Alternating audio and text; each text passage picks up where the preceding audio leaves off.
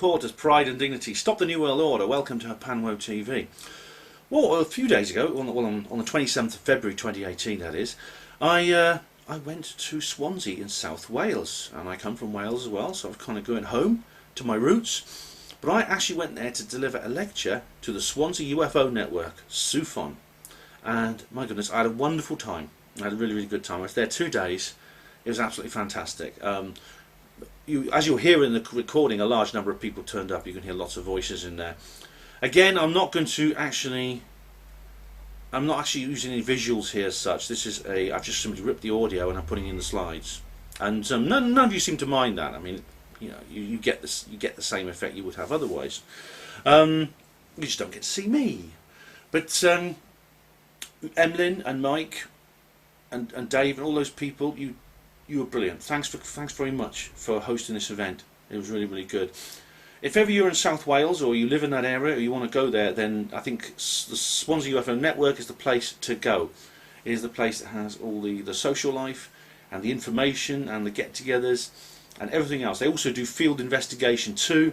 They're investigating like the Penturk incident, which is like a new UFO event that happened a couple of years ago, which they're actually dealing with the principal witness at the moment.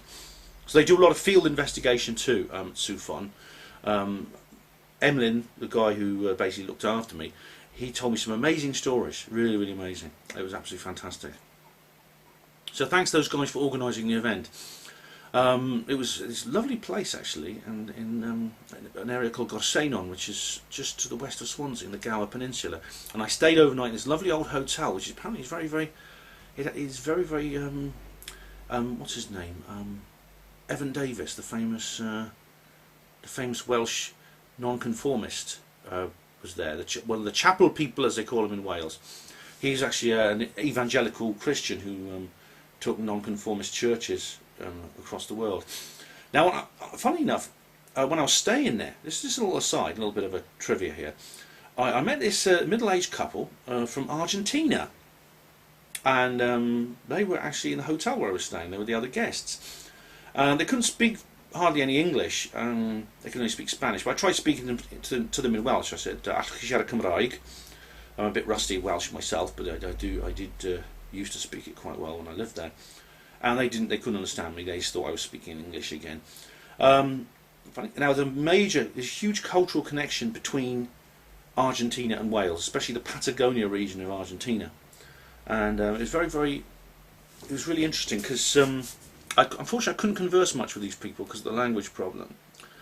But they were really interested in the hotel. They were staying in the hotel deliberately because they are part of this church network. Now, this means they must have Welsh ancestry. And there are many people in Argentina with Welsh ancestry. They have Welsh names. Lots of them speak Welsh. Some of them don't speak English. They just speak Welsh and Spanish. And I thought these people might be them, but they weren't. But Argentina is primarily a Roman Catholic country in terms of its religion. But there are a few people of Welsh descent who actually are part of this church set up by Evan Davis. Now that's just a little bit of an aside there for you. But back to UFOs. I did a talk called the Nottinghamshire Roswell. Now, regular viewers will know I've done that before a few times now, but there were some important updates on this particular one. For example, I think I might have found someone who may be able to do like a Geiger counter investigation of Thieves Wood, the Thieves Wood site, which I'll tell you about. So that's what I'm going to do. That's, I think, maybe a future project. Sometime, maybe when the weather gets warmer, I'll do that. On the subject of weather, it was bitterly cold when I went there, and it was, in fact, there was some snow. I wondered if I'd actually get back because there was a terrible snow forecast, but I managed to get back before the snow really hit. But it was bitterly cold, freezing the whole time I was there, and there was some snow when I was there, just light snow, but it was very, very cold indeed. And people, I want to thank the people who came along, because there was about 50 people in the audience, and I mean, no one really wants to go out when the weather's like that, but they did. They went out, they came to the event, so I'm very, very grateful to everyone who attended. Thank you for attending. It was really, really good of you. And then I got on my coach and I went home, and yeah, I got home. It was cold when I got home to Oxford too, but that was just before the really serious snow hit. which you saw in my Black Panther video. It was just before that. So with no further ado, let's go to Swansea and let's hear all about the Nottinghamshire Roswell. Up until about 5 years ago, I think it was, he had spent 22 well-respected years employed as a hospital porter at John Radcliffe Hospital, which is in Oxford. Ben became interested in UFOs and various other conspiracy theories in the late 1990s, and he started his website blog, which was Hospital Porters Against the New World Order, in 2006, and it's thousands of visitors every day. Now, he regularly attends and delivers talks and discussions all over Britain on a wide range of subjects, and he's visited us before on 2 previous occasions in our old venue, where he spoke on the subjects of energy, politics and UFOs, and the history of exopolitics. Now, his talk this evening is intriguingly entitled The Nottinghamshire Roswell. Now, he's braved the elements and travelled a good distance today to be with us this evening, so please give a warm SUFON welcome to Ben Emlyn-Jones. Thank you.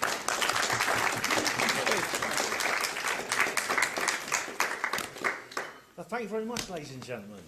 It's great to be back. Now, it wasn't actually too bad in terms of weather. I mean, we had a bit of snow, a few snow flurries, but nothing deadly. That's coming later. I think we might be lucky. But it's great to be back, and it's great to be in this new venue. I wouldn't fancy being in that marquee this evening. I really wouldn't. It'd be a bit, it'd be a bit too much. Just a bit, yeah. Yeah, but this is me. Well, that's my website, Hospital Porters Against the New World Order, now in its 11th year.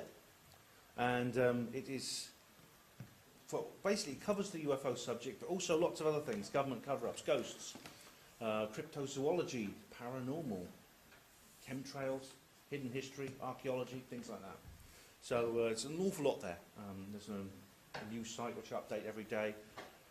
Videos, I've got a YouTube channel. I do my own radio shows as well, so I'm quite busy in that respect. Now, is there a clicker or something, or should I just, will you just, all right, I'll just, all right. Okay. It's Mike, isn't it? Yeah. Mike. Ben, you just tell me I'm going to go through an hour and a quarter and then have Q&A after. Yeah, okay. Is it all right with you guys if I do my whole speech now? It's about an hour and a quarter. Is that okay with everyone? And then I'll take your questions after the break. It's just a bit shorter this time, that's all. Okay, no worries. Okay, next one please, Mike. Well, today I'm going to talk about the Nottinghamshire Roswell. Now, you've heard the term Roswell before, many, many times, I'm sure, but never in association with Nottinghamshire. Now, Roswell, of course, is a place. It's a city, or it's a city or a town. It's called a city in New Mexico, USA. Now, in July of 1947, something very strange happened. An artifact of extraterrestrial origin came to grief on the Earth's surface and was secretly salvaged by the government. The government then put out a cover story and said it had been just a weather balloon. They've changed their tune several times over the last 70 years since then. Well, that's true. I mean, they've come up with all kinds of cock and bull stories. I mean, you name it, they thought of it. But they still deny that it was an extraterrestrial artifact. This is a stance that they continue to this day. And I'm glad to say that I actually organised an event called Roswell 70, which is the only event marking the 70th anniversary of the Roswell incident outside Roswell itself. I was quite surprised that no one else was doing it. I thought someone was going to do one in Britain, so I'll go to that one. I couldn't get over to Roswell. Then I realised no one was, so I thought, well, I'll have to do it then. It's the usual story. So it's 70 years ago, that's right. And Roswell, of course, is a name. It's the name of the city. But it's only a matter of time before the Oxford English Dictionary puts Roswell into its pages as a common noun to refer to this kind of event. It's an entire sector of ufology. It's an entire discipline of ufology, the crash retrieval, as it's sometimes called. And indeed, we in ufology already do that. You hear terms such as the Brazilian Roswell, the Welsh Roswell, the Russian Roswell. Roswell is essentially simply a word which is now being used for this particular type of UFO event. This is where a large amount of very decisive physical evidence turns up on the Earth's surface and it is then covered up. The government put a big cordon around it, They get rid of that evidence, then they put out a cover story and they say nothing happened here, move along. The Roswell incident of July 1947 is not the only one. In fact, it's not even the first. Next one, please. This is what you'll see. If you Google Roswell, you'll see an image like this, which shows a flying saucer and military around it, examining it, keeping people away, keeping onlookers, the kind of people like me, who are interested in these sort of things, away from it all. This is just one of many, many occasions where this kind of thing has happened. In fact, Roswell was not even the first one. There's distinct evidence to suggest that a similar event happened in Cape Girardeau, Missouri, USA in 1945, in Gateshead, England in 1940, and indeed if you want to find a beginnings to all this, there's one in the late 19th century, 1897, that happened in Aurora, Texas. These things don't only happen in the United States of America, that is the place where they tend to be reported the most. So I'm going to have to drink a lot of water because I've got dry lips at the moment for some reason. The next slide, please. This is a book by Ryan Wood called Magic Eyes Only. You see Earth's encounters with extraterrestrial technology. This is a book which documents the Roswell, the crash retrieval events through the course of the 20th century. And indeed, in this book, you'll find over 100 entries. Now that's an average of one per year. Of course, not all of them are going to be the real thing. Yet, even if half of them are, even if a quarter of them are real, it means that the crash retrieval is a regular event that happens quite often. I mean, why it happens, I'm not sure, but do the alien spacecraft break down? Are they shot down by people on Earth? Perhaps one of the theories is that the aliens put these wreckages around deliberately for us to find, for whatever reason. Whatever the cause, there's no doubt at least some of these events are true, and which means the next one could be near where you are. Now, can I have the next one, please? Here's a good example of what I think is very, very interesting evidence. This is a still from a video, which is actually from a film, a cine film, that was bought on the black market in Russia a few years ago, and it was actually put into a TV documentary called The Russian Roswell. And Roger Moore presented it, the guy who played James Bond. It was very, very good. Now, you see here a disc-shaped object embedded in the ground. There's some Red Army soldiers around it, and you also see an alien autopsy type scene later on in it. This has all been, the actual film stock and everything has been confirmed as real. Experts have looked at it and they've said the uniforms and the weapons and the equipment are all real. It's what you expect in the Soviet Union in the 1960s. So in other words, everything that's wrong with that alien autopsy thing that came out in 1995 is right with this. And I can't help wondering if that may explain the presence of the alien autopsy film, but that's another subject, a big one. But as you can see here, this is something that happens outside the United States of America. This happens in all countries, all over the world. Yet, what's strange about this is that the response from the government in the Soviet Union in the 1960s, at the height of the Cold War, was pretty much the same as what you found in the United States of America and its allies. There were several events like this in Russia, actually. So the Soviet Union was, at its height, was the largest nation on Earth, covered a sixth of the Earth's landmass. It probably received more than its fair share of crash retrievals. But you see exactly the same thing happening. You see the government will turn up, they'll put cordons around the area, they'll keep people away, they'll tell them it was a weather balloon or a helicopter crash or a test dummy or anything they can think of that will put people's interest away, it will draw people's interest away from this particular event. Now, during the Cold War, nominally, the United States of America and the Soviet Union were at loggerheads. They were enemies in the Cold War. They were on opposite sides of this conflict. Yet, the same thing was done when this particular crash retrieval event happened.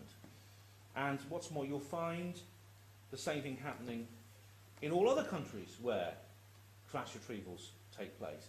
It is as if some global policy had been instituted for dealing with these things, which all sovereign states of the world obey. Very, very good question. Why and how are the first questions that come to mind. But anyway, as that's a big subject, and as Ronnie Corbett would say, on with the joke. Next one, please. Now, the event I'm going to talk about this evening was reported in this magazine. How many of you read Nexus? Must be some of you. Yeah, it's a great magazine. It's just exactly the kind of magazine for people like us with our kinds of interests. It's based in Australia. It's been running since the 80s, and I'm a regular subscriber. I get it delivered. This is volume 4, number 6, issue 6, and it came out in, I think it was the January-February issue of 1997. And it referred to an event that happened 10 years earlier, in 1987. And there was an article in there authored by an Australian researcher called Harry Mason. And he refers to an event which he calls the Mansfield Incident. I'm going to call it the Nottinghamshire Roswell because I think it deserves it. I think that's a better name for it. But this was reported to him by a guy called John King, who you might know. He's someone I know, actually. He used to run a magazine called Skywatch. It was a first-generation internet magazine, e-magazine, e-zine, and it was all about UFOs. And he got his story from someone called Ashley Rye, who has been confirmed as a real person.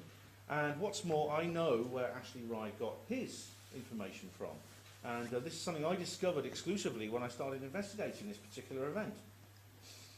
But it talks about something which happened on a cold autumnal night on the 12th of November 1987. It was a Thursday night. It was the early hours of the morning. This was about 1:30 in the morning, and people were either in bed or they were watching late night TV. Which there was a film on called The Battle of Britain, which is all about bombs being dropped and things like that, which is very ironic considering what happened next. Next slide, please. There we are. Just imagine that. You see, this is the kind of scene that would be before you, where this really strange event took place. It's an ordinary street in the English Midlands. And of course it's ordinary places where UFO events do happen. It's not always strange military bases and weird exotic desert locations. It's right on our doorstep, as you guys know here, because you've been researching them. So what happened was there was a large explosion, a large bang, huge explosion coming from the sky. People thought it was thunder at first, because that's simply what the first thing our memory latches onto. They thought it was either thunder or it was a low-flying aircraft. But it was much too loud. And what's more, there was a shock wave. There was a shock wave that did damage, considerable damage, to a large number of premises in a very, very wide-reaching area. An area several miles across was affected by this. Tiles fell off roofs, windows smashed. In one case, a wall fell down and the house was actually really, really badly damaged. Nobody was killed or injured as far as I know, which is pretty miraculous because this was, there was a very, very powerful shockwave indeed. It also did damage to the local infrastructure. Electricity was off for a week, at least. I know because from talking to several people in the area.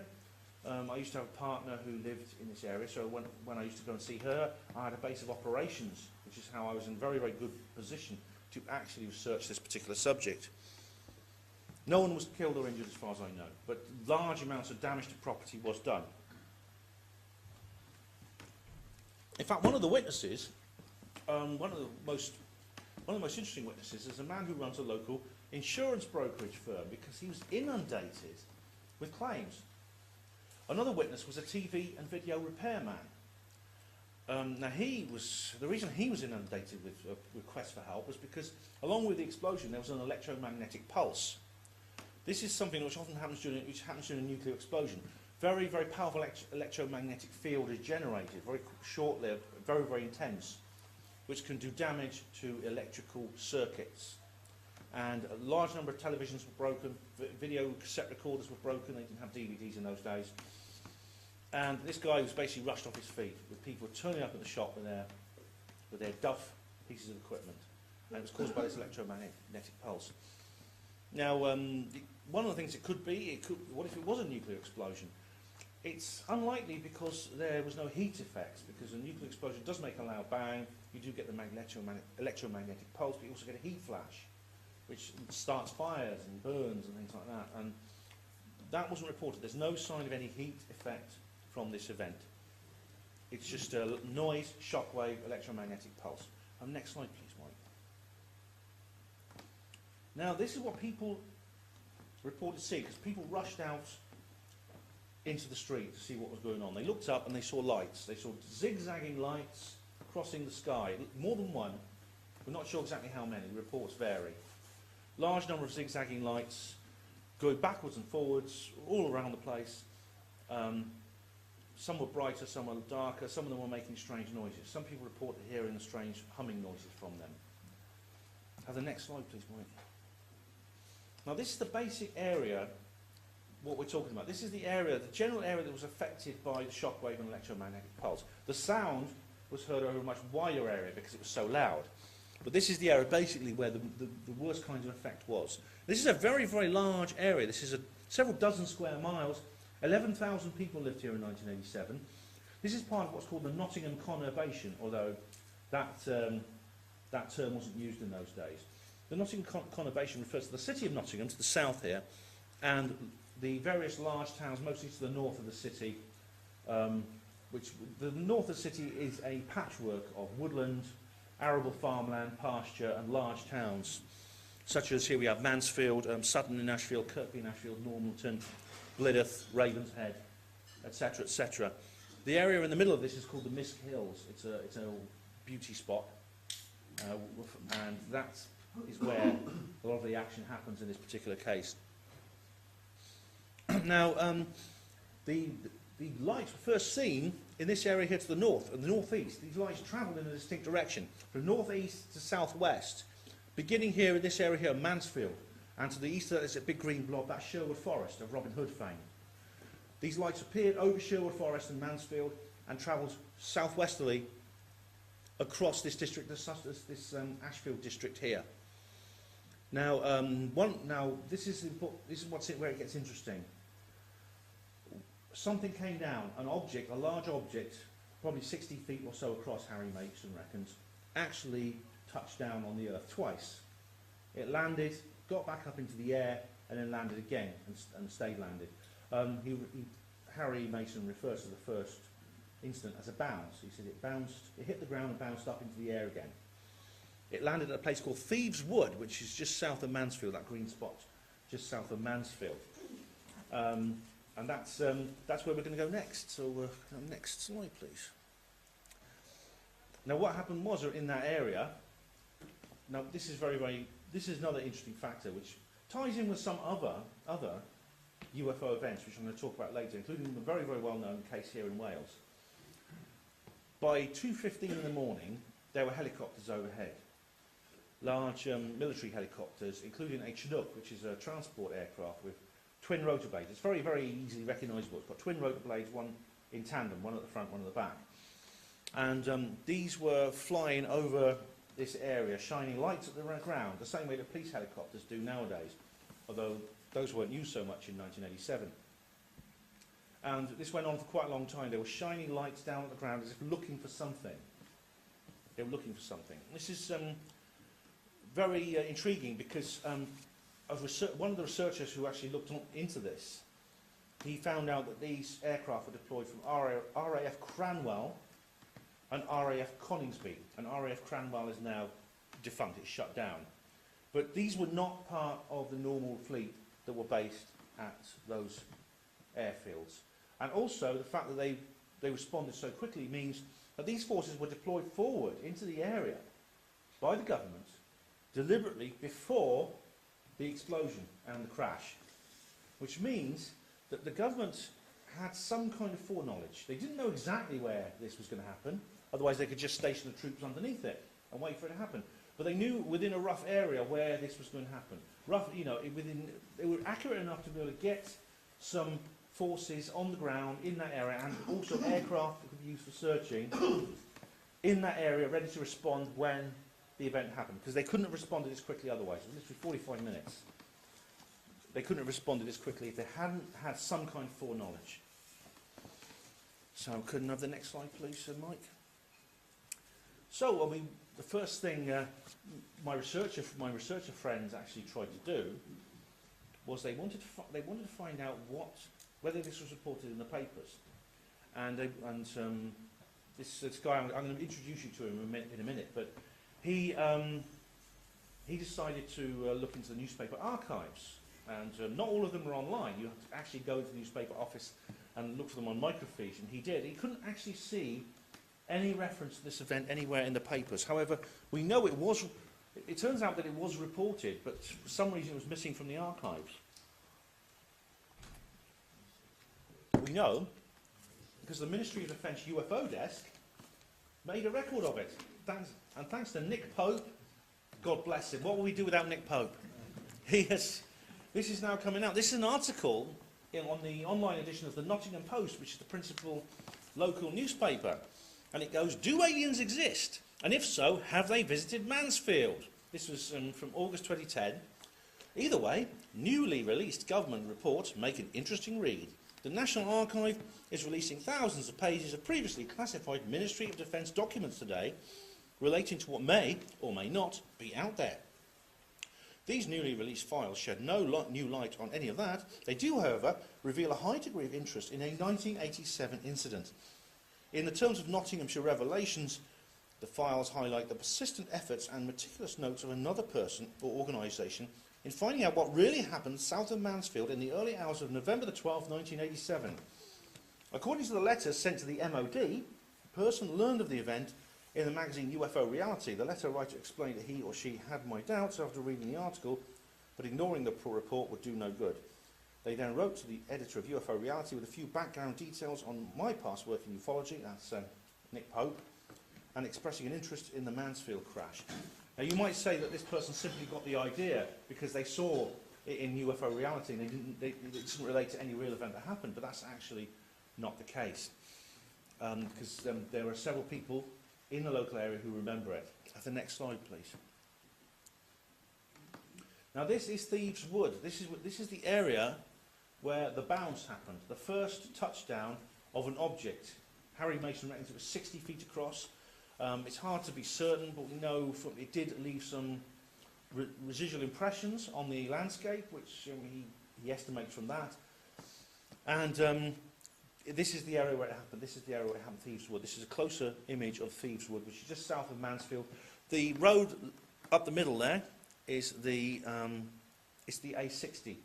This is the main thoroughfare between Nottingham and Mansfield, the two largest towns in Nottinghamshire. Now, this is really interesting because I actually decided to look into this. I decided I'd take a little look around. And so I contacted someone, a friend of mine, a guy called Daniel Bostock, who actually lives in Kirkby in Ashfield, which is one of these towns in the Nottingham conurbation. And he told me he knew all about it. He knew about the Nottinghamshire Roswell. He remembers some of the effects. He remembers, because he was a teenager at the time, but he remembers having to get water from Bowser's because the water pipes were broken by the shockwave.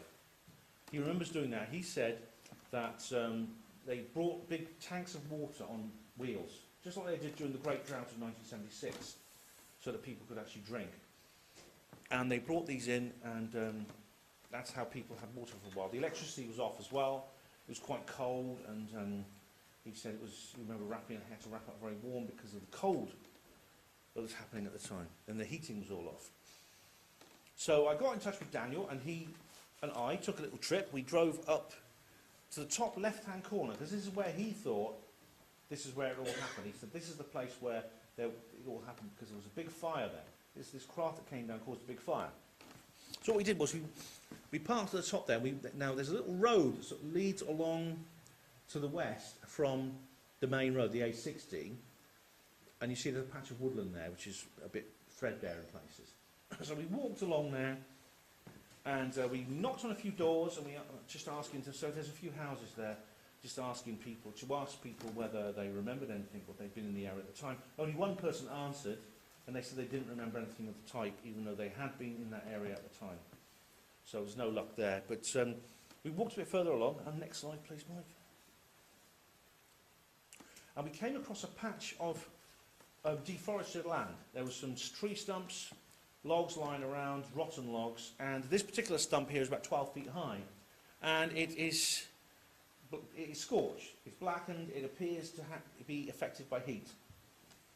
Now, there's many things that could have caused that. It could have lit a forest fire and caused this kind of damage. I'm not saying that this particularly was caused by this UFO event, but it was interesting to us at the time. I made a little video at the time, which is not one of my best technically, but I did upload it and I just put it together just to show this evidence. We just walked up and we found this little patch here. I counted the rings on some of the stumps and they were like 67 years, 70 years, 90 years. They were quite old trees, which means they would have been there when this event happened in 1987. What's more, judging by the size of this stump, I couldn't count any rings on this, but judging by the size of it, it must have been there when, it must have been a living tree or must have been around when this particular event happened.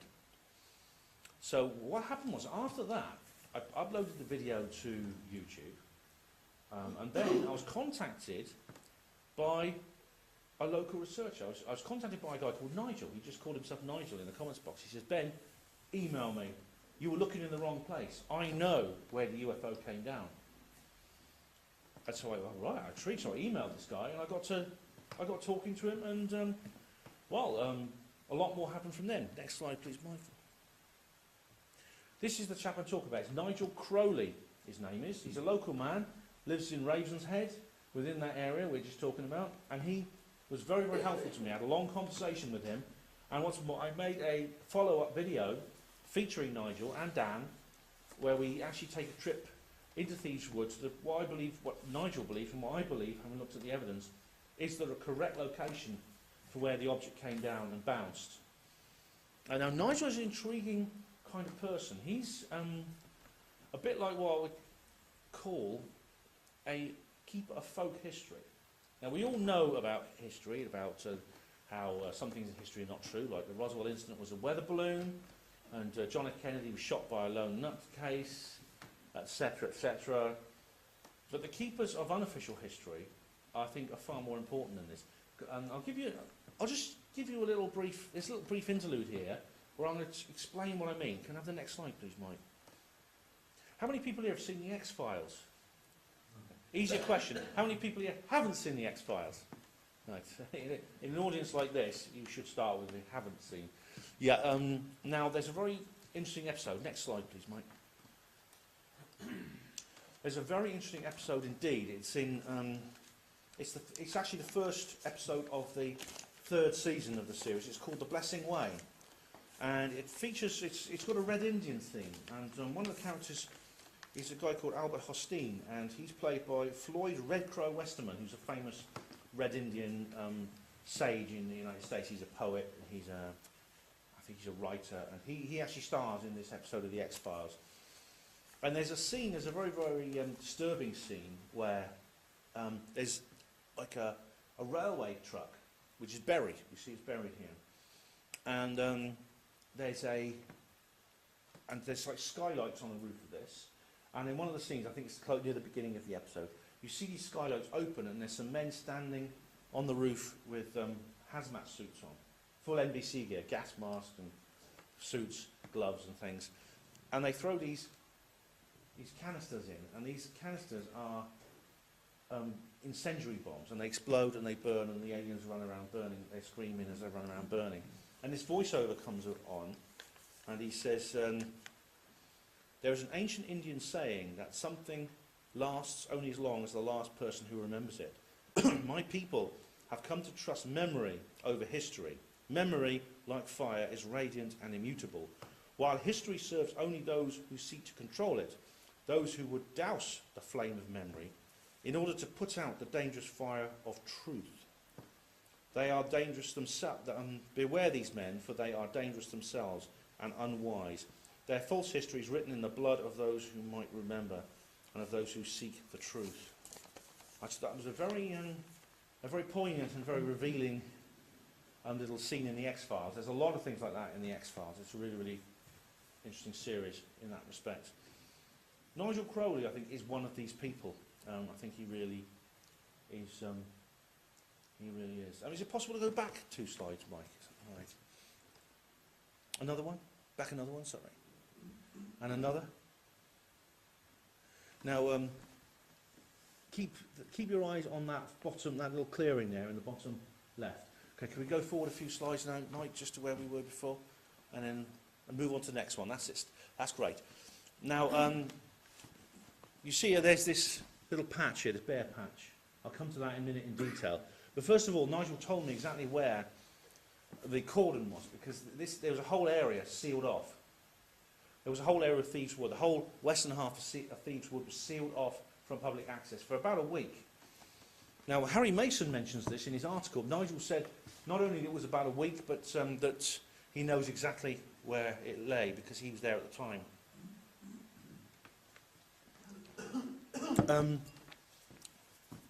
So the A60, the main road between Nottingham and Mansfield, was sealed off. It was shut.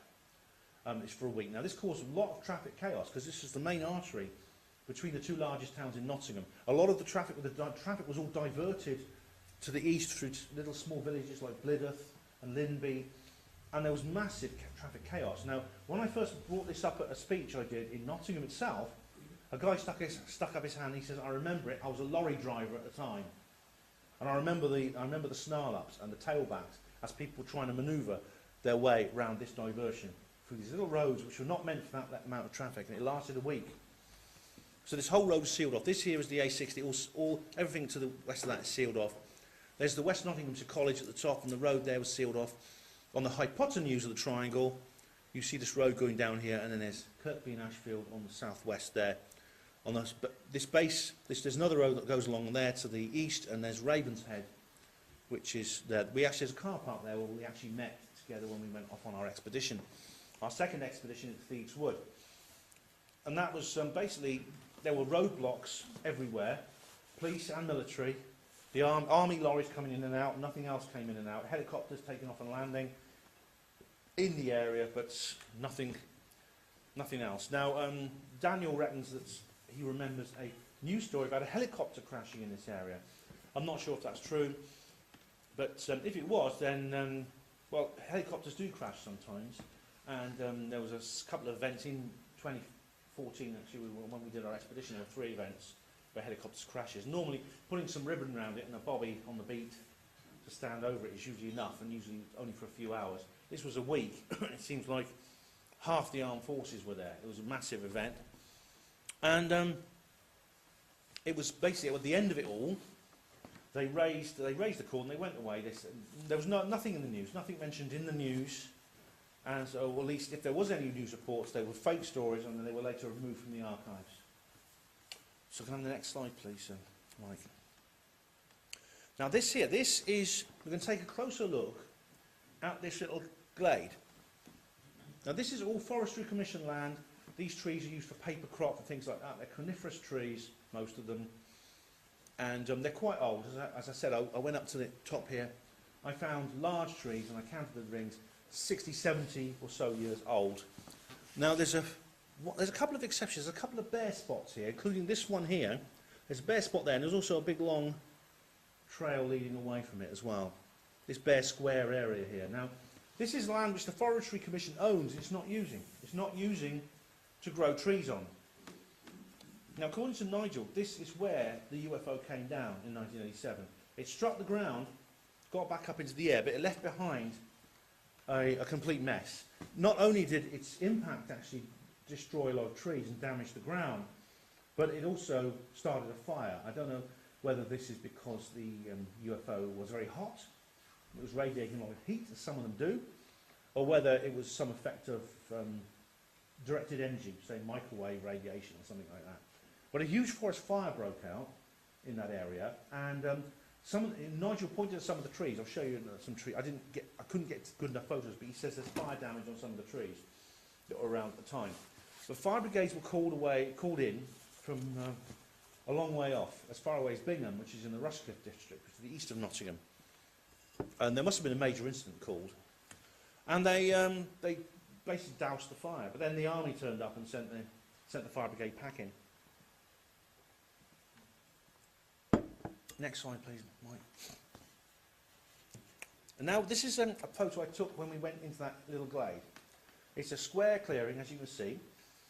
Now, when when that Google Earth image was taken, Nigel reckons it was about 2001. It's changed a bit since then. The land has recovered. There is now growth there. Small trees, bushes. As you can see here, there's some small juvenile silver birch. You can see the main canopy of trees behind them at the back. That green canopy is the rest of the trees in the other parts of the wood. As you can see, they're far more mature. These trees are growing back. Possibly in a few decades, the trees in the bare spot will have reached mature height, and you wouldn't be able to tell that anything had happened. But basically, it's taken a long time. And Nigel said that this whole area is about 300 feet by 600, an oblong. He said that when the army moved in, they dug up 6 to 9 inches of topsoil, he reckons. They took all the topsoil away from that area and they replaced it with clay and sand. And he said for a long time there's nothing but a massive sand pit here. There's nothing here but sand, and nothing was growing, just a few blades of grass. And this was obviously this was a long time ago, and now it's started to change. But obviously the question there is why? Why did they do that? There are several reasons. It's possibly because the government were concerned that some kind of contaminant had been released from the object when it came down. Could be some form of bacteria or virus. You've all seen these horror films, haven't you, where something alien lands on Earth and it starts sort of leaching pathogens which cause horrible things happen to humans. I mean, that must have been a real concern for them, a genuine possibility. So that may be one reason why they actually did that. Another simply could be to remove any residual physical evidence. Now, in the Roswell incident of 1947, something similar happened. The craft came down, it hit the ground, we believe, got back into the air, and then crashed at another location. But it left behind a debris field. This is what Mac Brazel and Jesse Marcel found on the Brazel Ranch. Now, when that happened, the government sealed off the area. They sent in forensic teams to clear away all the loose debris. And it's possible this is what the government wanted to do. They wanted to get rid of the topsoil so that any lingering evidence that this craft had appeared would be removed. And so that when the public was allowed back in there, they wouldn't be able to find anything if they went looking. And the public were allowed in after a week, and they found this area completely devoid of everything except a big pile of sand. Next slide, please, Mike. Now, this is actually a part of this. This is the middle of it, the area. Now, I went down there. I actually didn't take any proper soil samples, but I did examine the soil, and I compared it to the soil which was in other parts of this wood. And there's a distinct difference. The soil in that clearing is much more sandy. It's not sand. Obviously, you know, over time the land recovers, the soil recovers, but it's much more sandy. There are a few molehills in that area, and you can see quite clearly the difference in colour between the molehills in this area and the molehills in other parts of the wood. Where they're sort of brown loam, it's more natural soil, whereas this is definitely sandy. This fence here it's just a crude wooden fence that's been built around the middle. There's like a furrow in the middle of this clearing. It's like the clearing slopes down slightly into a furrow, and it's very marshy down there. There's lots of mud. And Nigel says that this furrow was created by the impact of the object. So this is a furrow created by the impact of the UFO, 60-foot wide UFO, crashed, maybe moved, dragged itself along for a while, and got back into the air. Next slide, please, Mike. So what happened to it next? It got back into the air, but did it fly away? No. It actually flew from here in Thieves Wood. You can see there's the clearing there. It flew on for 5 more miles here into the Misk Hills, possibly over the Holywell Golf Course, and then came to grief again a second time at Annesley Hall. This is this area in the far bottom there, in the far bottom. You see the far bottom left there. Have a closer look at that, Mike. Next slide, please. The Warren. This is said to be where the craft landed. And when it landed here, it stayed there. It crashed and it just basically stayed there. Now, this area here, you can see what we have here. There's the Annesley Hall itself. There's Annesley Hall's grounds.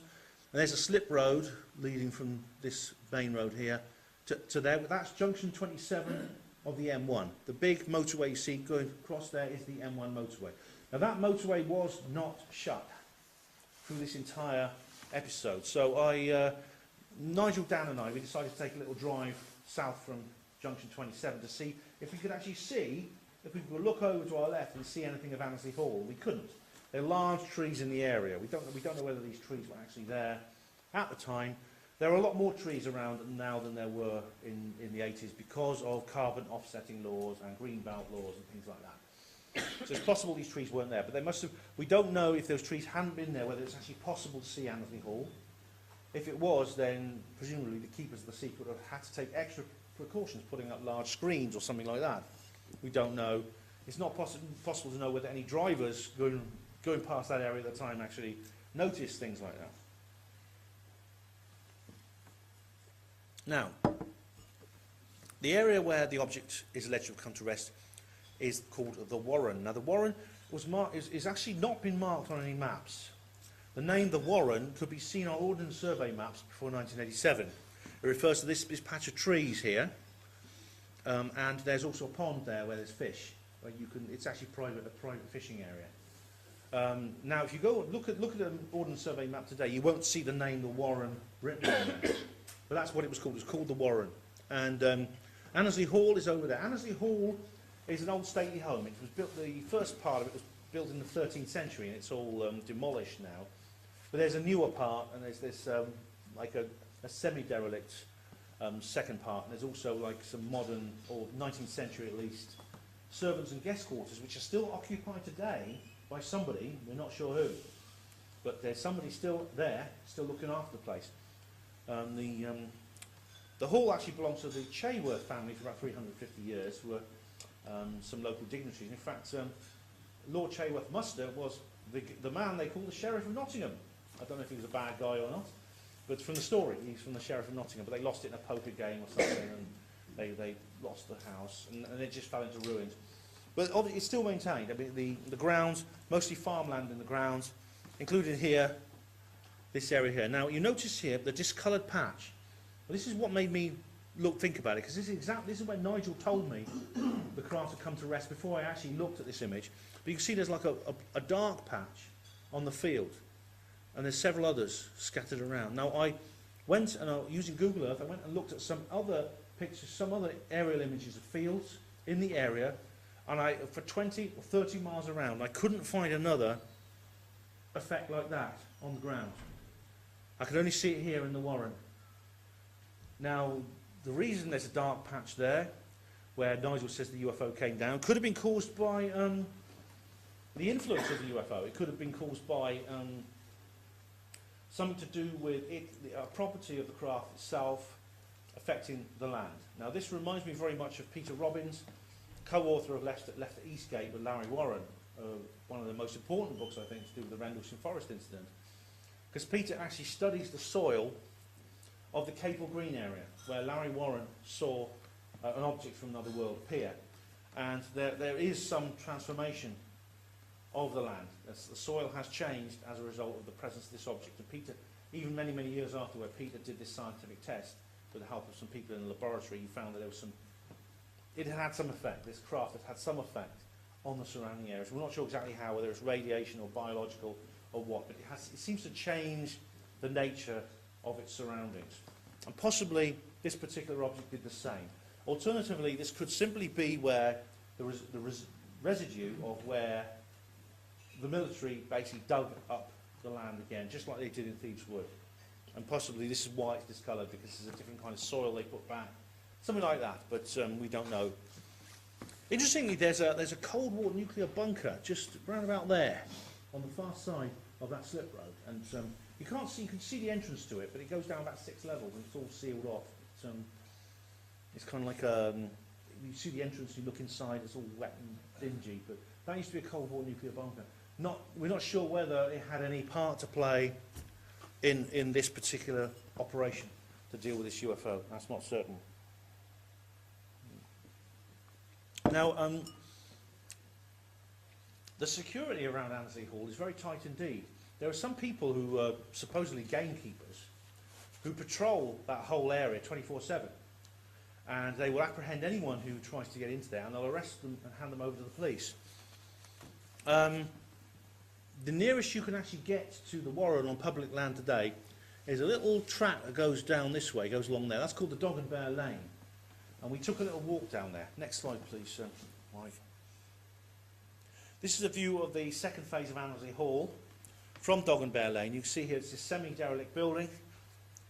And we were just opposite there. This is the location of where this, I believe, this object came down onto the Earth's surface. Next slide, please, Mike.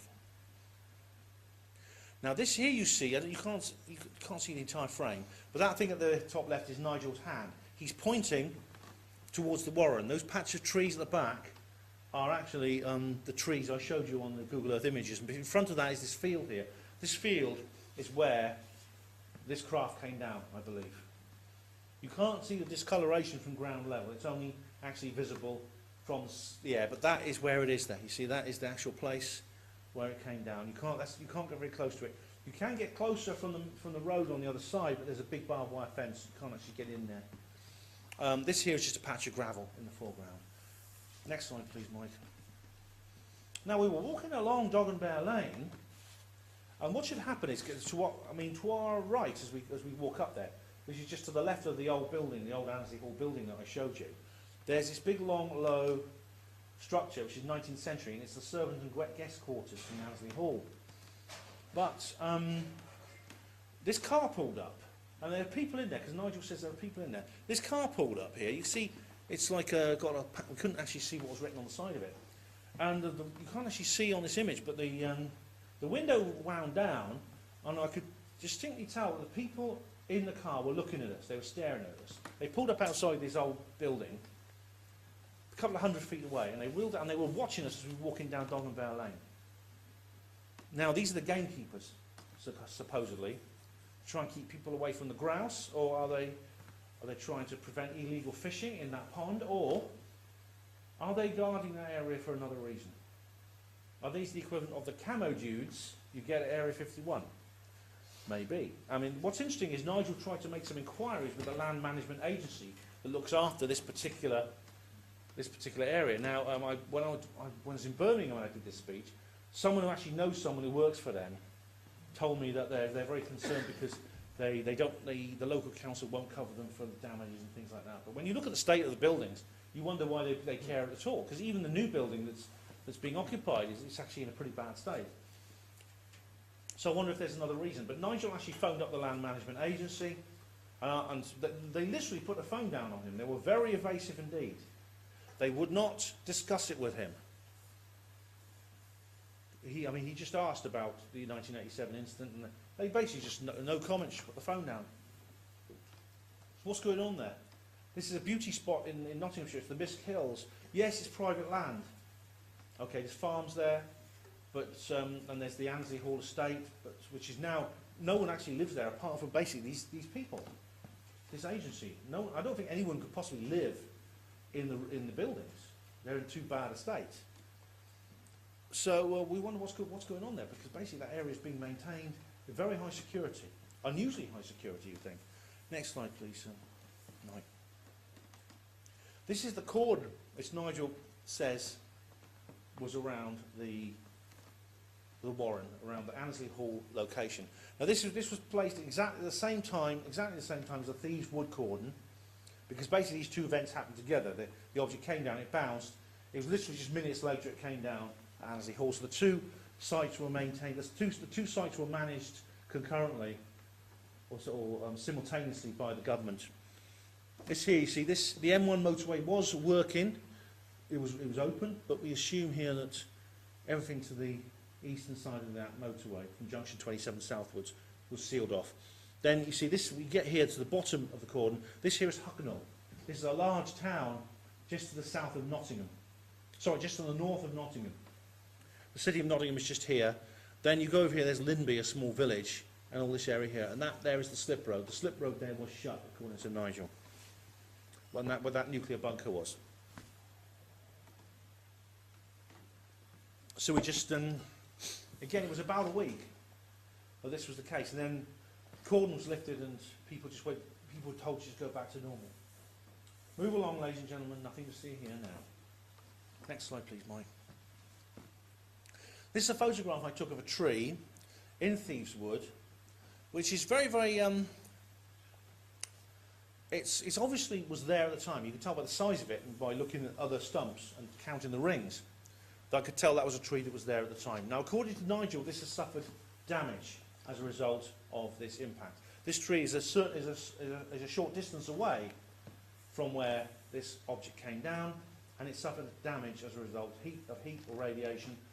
We don't know. I mean, the only way to confirm this, Nigel said he pointed to some marks on the bark, and he said, look, that's sign. It was like these pink marks on the bark.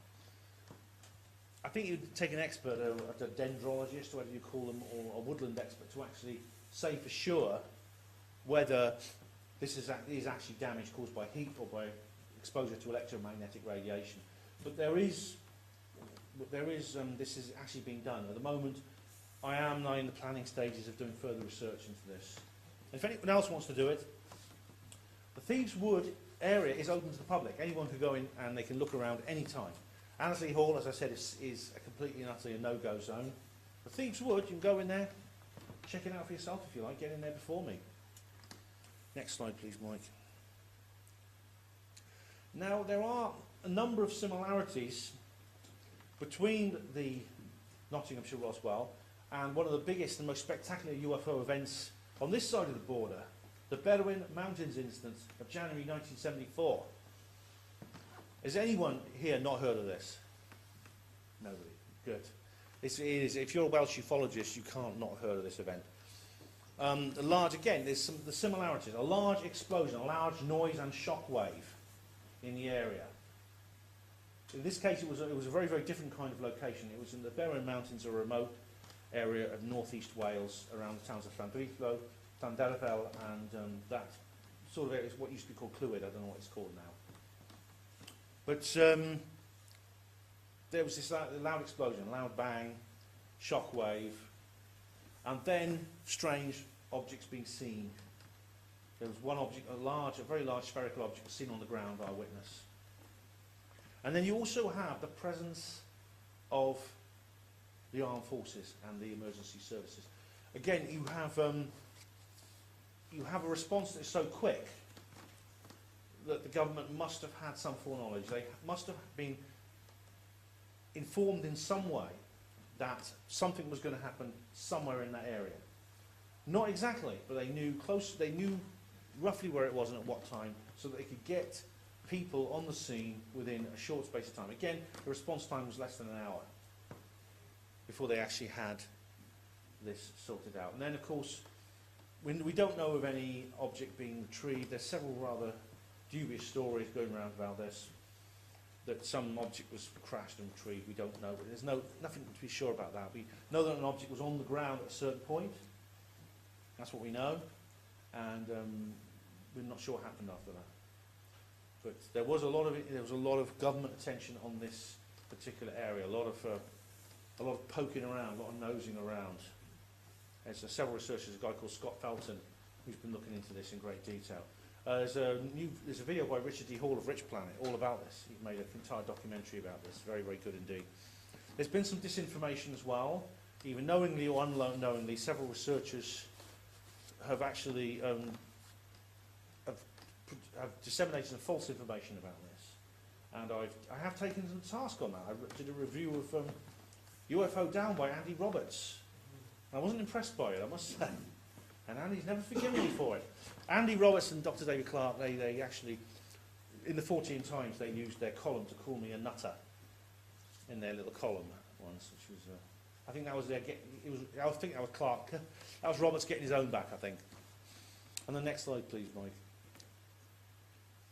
So if decisive physical evidence was taken from Nottinghamshire on that night in 1987, where was it? Where did it end up?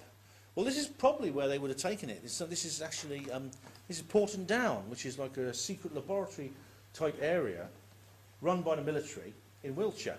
It's actually there's lots of research being done into the chemical weapons program. When Britain had one, it probably still does, but does it more secretly? Also, the biological warfare program, various things to do with nuclear weapons. All this was done at Porton Down. There were several there were several spy planes as well that were stationed there for a while too.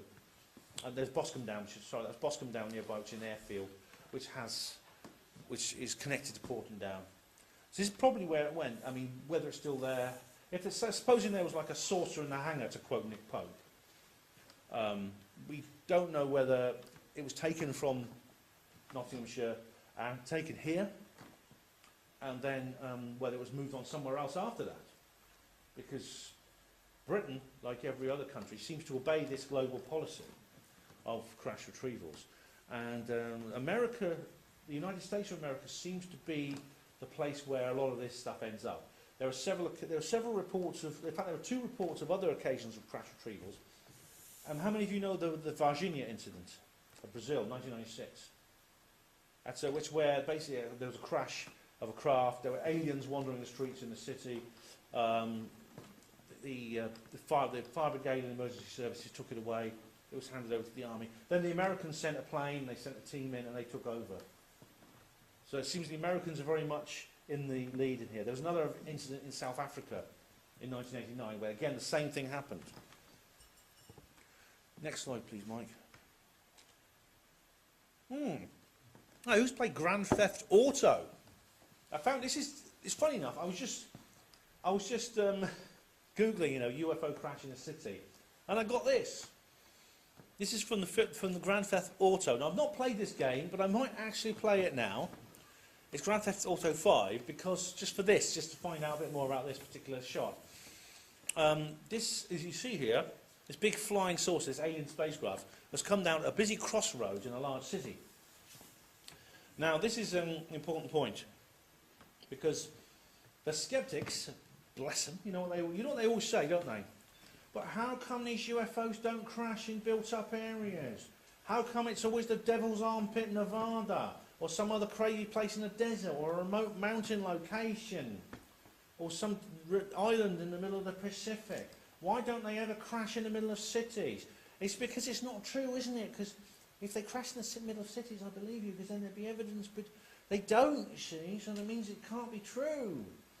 Well, there's several problems with that particular statement.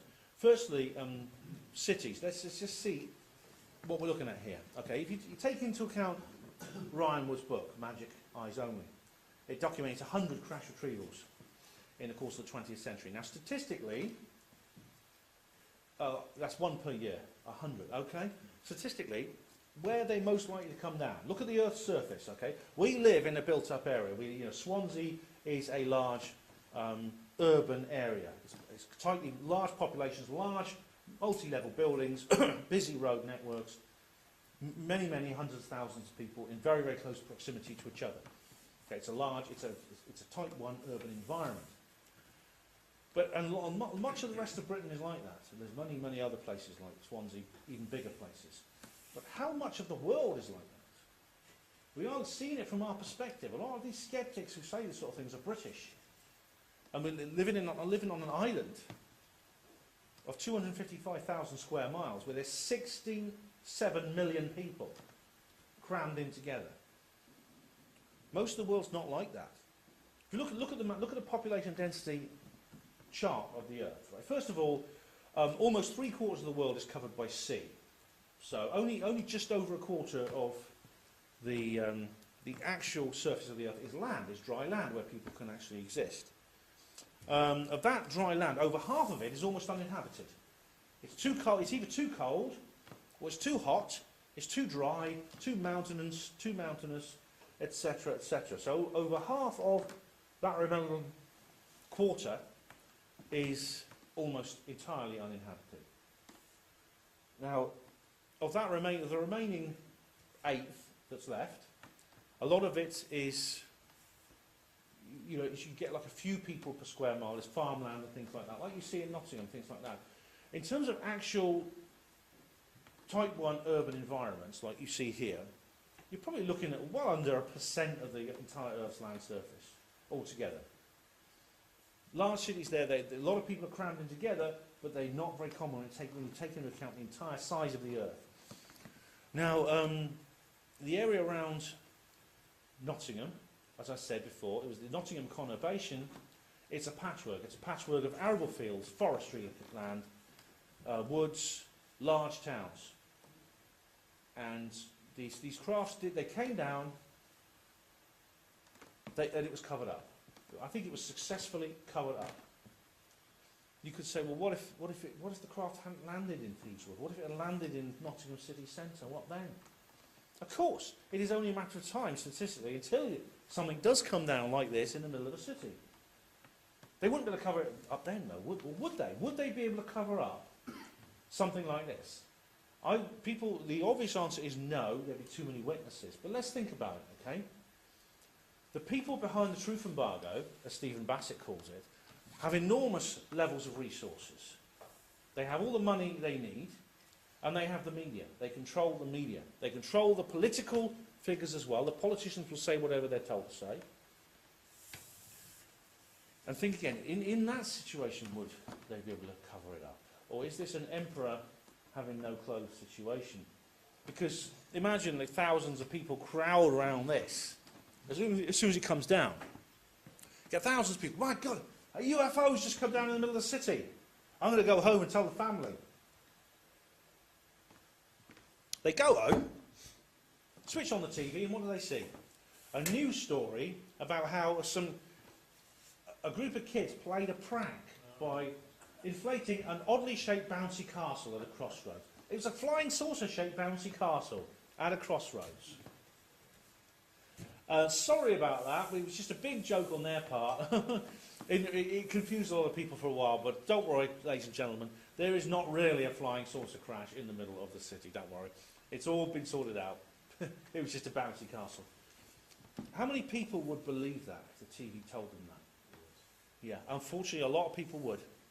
Even in contradiction to their own senses and own cognition, they would accept the cover story. The media broadcasts, televisions, newspapers, they're designed with the help of top-level psychologists. Organisations like the Tavistock Institute, the RAND Corporation, the Stanford Research Institution. All these organisations are groups of people who, by their own admission, say they want to control the world by controlling people's minds.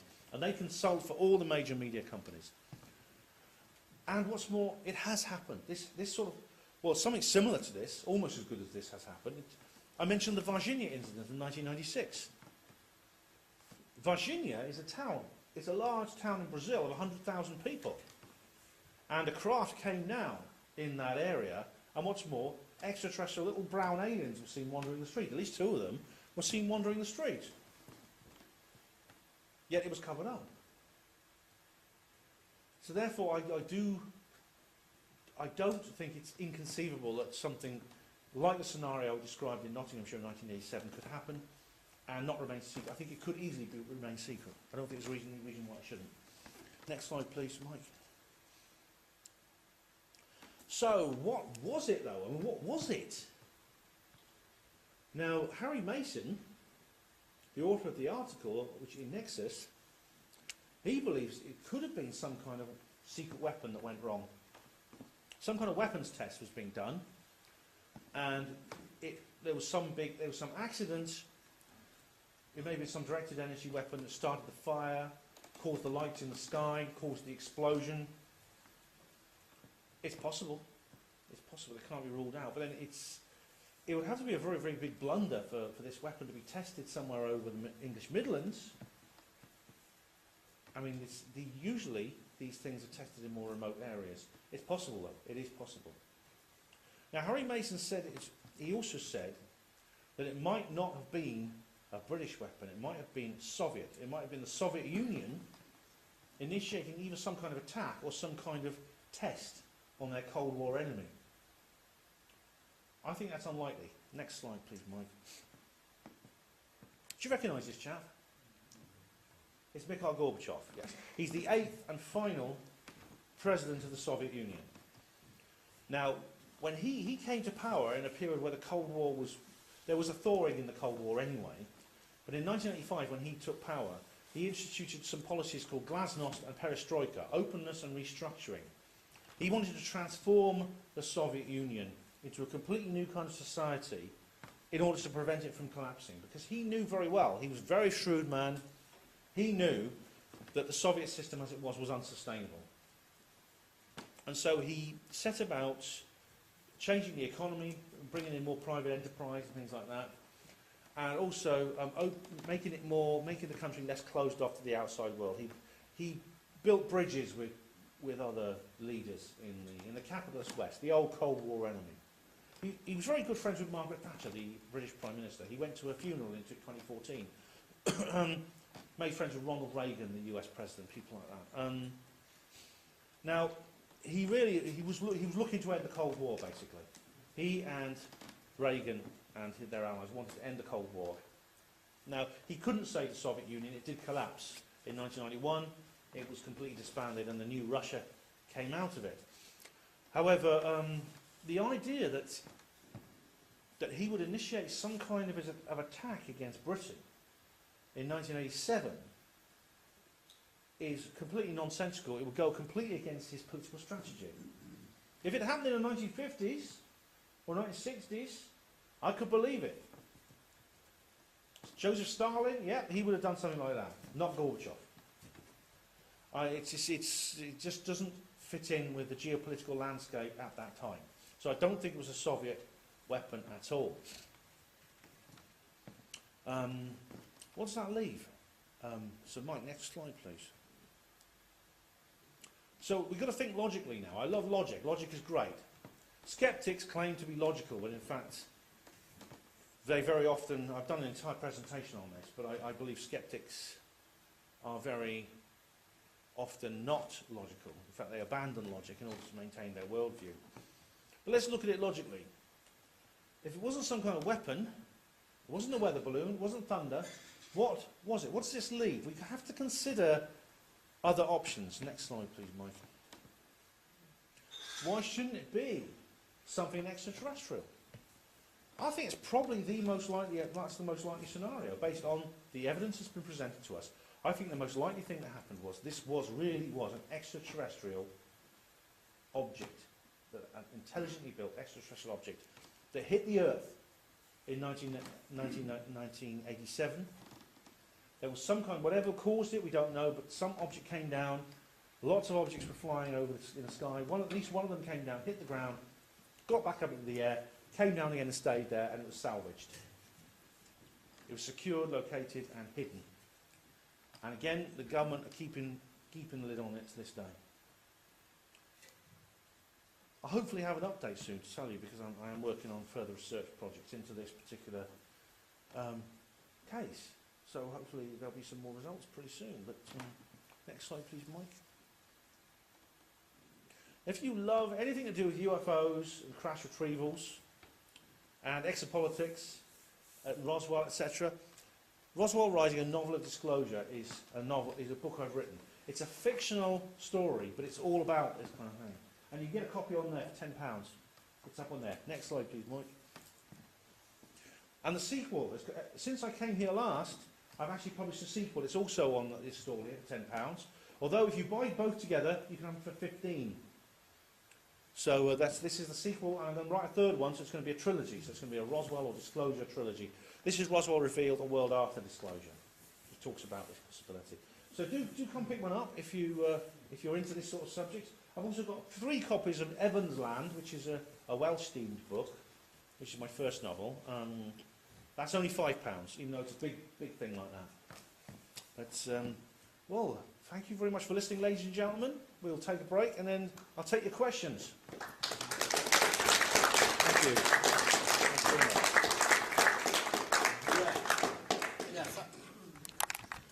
So pleased that Ben was able to come back to us for the 3rd visit. Can you believe that?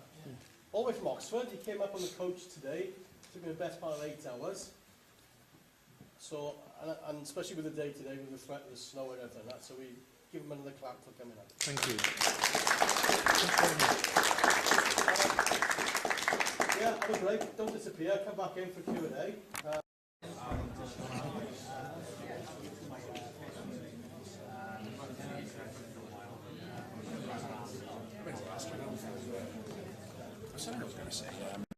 Okay, so we retention and Q&A. Does anybody want to kick off the question? Ask me anything. Yes. Nothing pertinent. In except for my private life. Any ley lines connected with the area? Well, it's Any well, ley lines Gary. connected with Funny, Gary. We were just talking about that. Yeah. I don't know actually. I don't know, but I was just talking about it to Gary a minute ago, just before you said that. There's a guy from New Zealand called Bruce Cathy, who's an airline pilot, and he actually said that he actually was charting these UFO sightings and their links to ley lines, and he found out that there's a kind of like there's a connection. They seem to be aware of these lines, and they seem to appear close to them. And people like in the West Country, in areas like Stonehenge and Avebury, these are all hotspots for UFOs, and of course for crop circles, which the West Country of England is the world heartland of crop circles as well. And so, yeah, I mean, it's possible. I don't know specifically for Nottingham. I'll ask Ellis Taylor, because I know he's spoken here.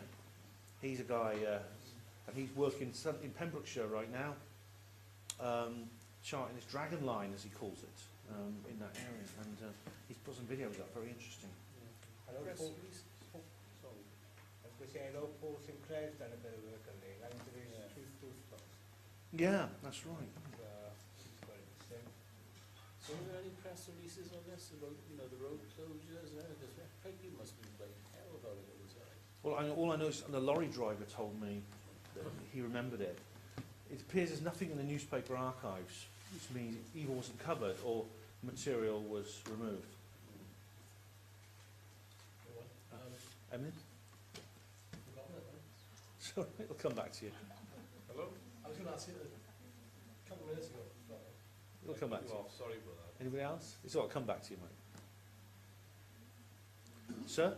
Have you managed to get any information out of people who were there? Like you were saying, the fire brigade were called. Have you put out a call about who might have been serving at the time who come forward with possible information? I sent links to my reports to several fire brigade people and forums and things like that. The actual official, if it's something official, that could be a different matter. I might have to, maybe the Freedom of Information Act will actually say whether or not there was a major incident, because for that level of response, say, you know, fire brigade coming from Bingham, which if you look on the map is to the east of Nottingham, there must have been a major incident called. So yeah, but it's worth doing. I'll see what I can do there. You know what the police said about the road closures, you know? Well, as far as I know, nothing. As far as I know, I don't know what they said at the time. I know traffic was rerouted, but I said there was massive traffic jams around Blydydd. But as far as I know, there was no official report about why that was. Oh, sorry. So Emlyn's come back to you now, is it, Emlyn? Yes, it happened about 2 o'clock in the morning. Yes, 1:30. We believe the explosion was. Yeah. Presumably there weren't that many eyewitnesses, but if there was sort of a shockwave or some sort of tremor, some people could have gone outside the house to see what that was, and they might have seen something. Well, they did. You see, there was people. The people who most of the people did rush out into the street, saying, "What's going on?" They looked up and they saw lights in the sky, and they saw these zigzagging lights. Yeah. So, yeah, absolutely. There were, because of the explosion shockwave, there were actually more witnesses than you get otherwise. Have you actively tried to find witnesses? Yeah, we've been putting up. Come forward before? We've been putting up posters on lampposts and things like that. What we've found is quite effective is with Facebook, and there's a lot of little community groups that have got like a local hub, you know, where people talk about different things to do with the village or whatever. The Spotted Network, yeah. Yeah. I'll ask about that, Groups, yeah. you know, Facebook groups, yeah. You can just put a post up on it, and we found that Yeah. when we were researching the Penturk event, and quite a few people, alright, it creates a lot of trolls, and people make taking fun, but you do get quite a few people who remember. I'll ask about that, because I mean, unfortunately I've split up with Sue, my partner in the area, so I won't be able to visit her. I don't have a base of operations there anymore.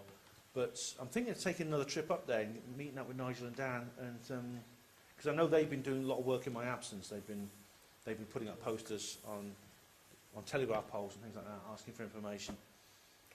They've knocked on a few more doors. I mean, the only person we spoke to in the area at that time didn't remember anything. But it's hard to know. I mean, 31 years ago. it was a long time, yeah. It's a problem. This is a commonly recurring curse of UFO research. The time between when something happens and when investigation begins. In the case of Roswell, it was 31 years. When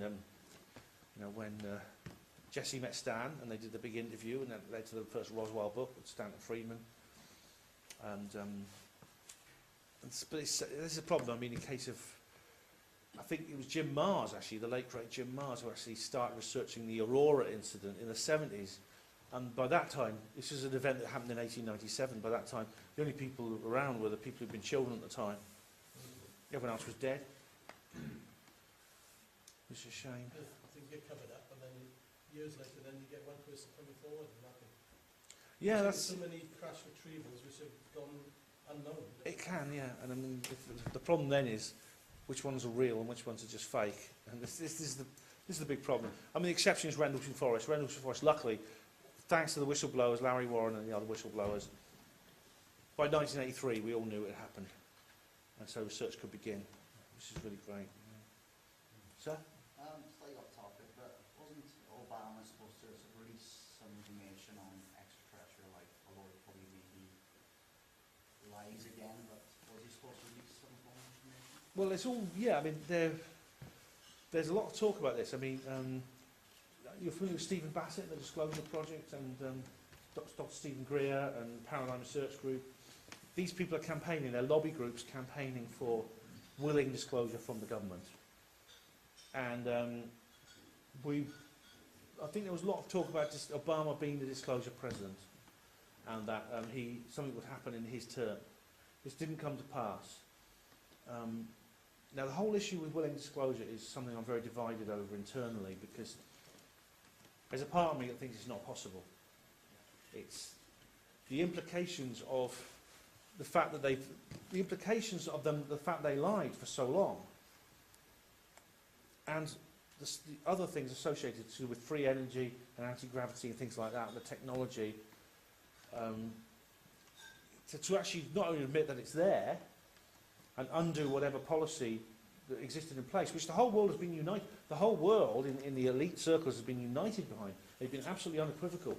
They've been very, very consistent in their policy towards this subject for a century, more than a century. To undo that and then also admit that they lied about it when they could have actually come clean in the beginning, and then think how different the world would have been. Well, my books, Roswell Rising, Roswell Revealed, these books which actually discuss this issue. That's why I wrote those books, because I wanted to explore a fictional scenario in which things were different. And it'd be more different than we can imagine. I mean, for instance, free energy, anti-gravity, things like that. You're talking about an end to poverty, an end to environmental destruction, etc., etc.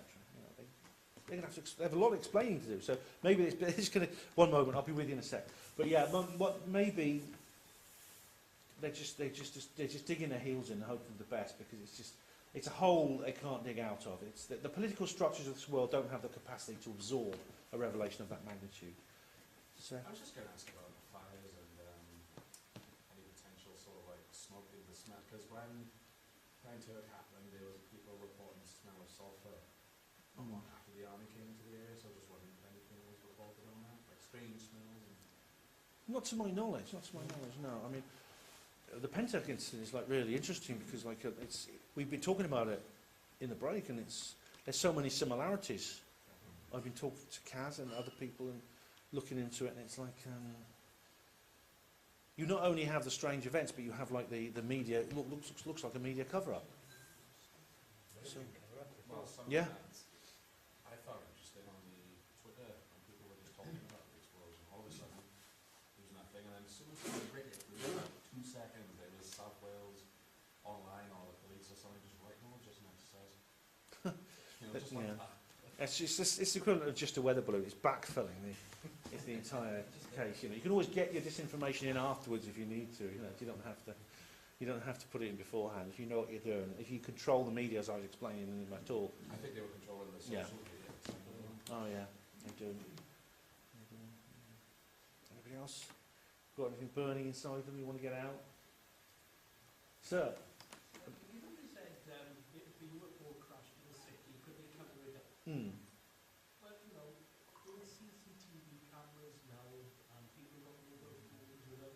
You're going to get someone who wants to take a selfie by it, isn't it? You know. Then I feel like there's no way you can cover it up.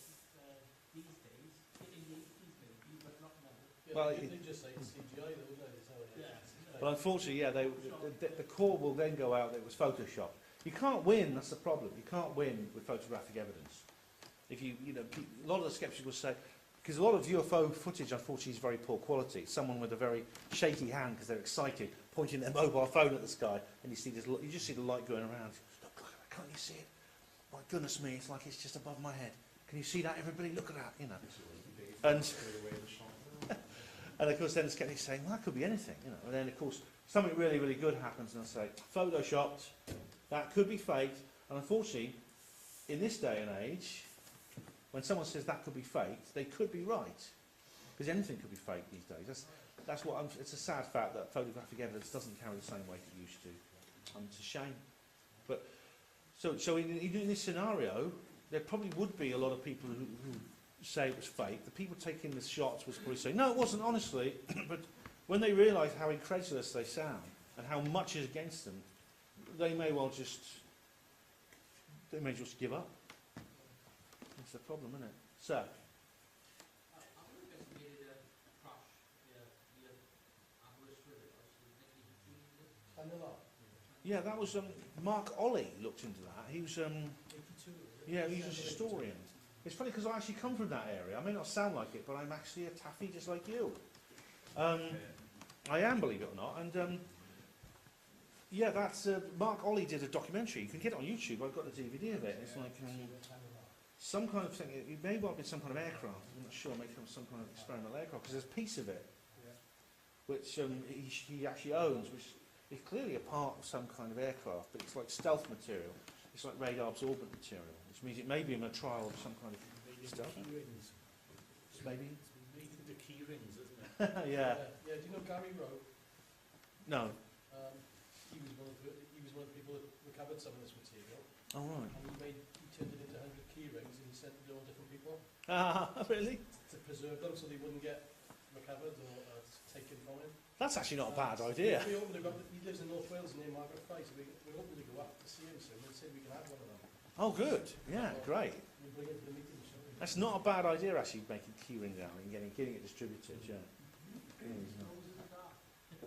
Oh right. Oh well, there you are. That's, hello. Carry on. Sorry.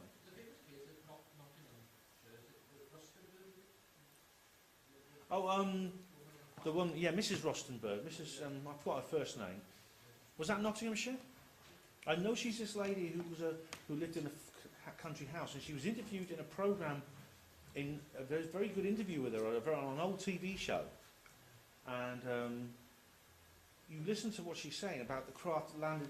It came down right on the roof of her house, and these like Nordic aliens were inside it. And she looked up and she saw these like Nordic aliens.